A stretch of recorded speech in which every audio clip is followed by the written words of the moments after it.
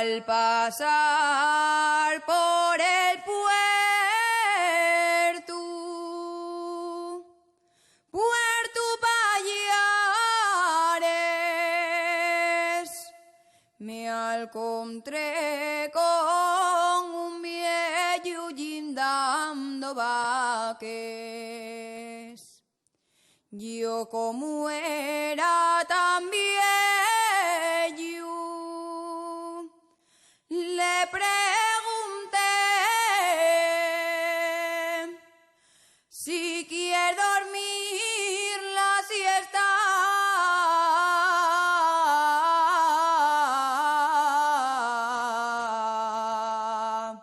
Yo daré.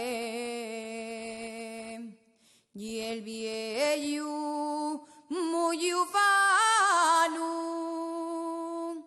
me contestó: les va a quedar de mi casa.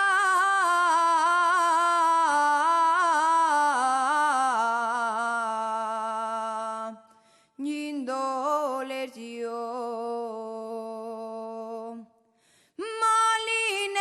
Molinera, que descoloriatas, desde el día de la boda no deseaste de llorar,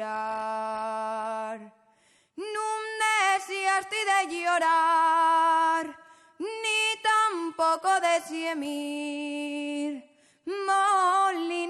Molinera, de pena vas a morir. Gracias.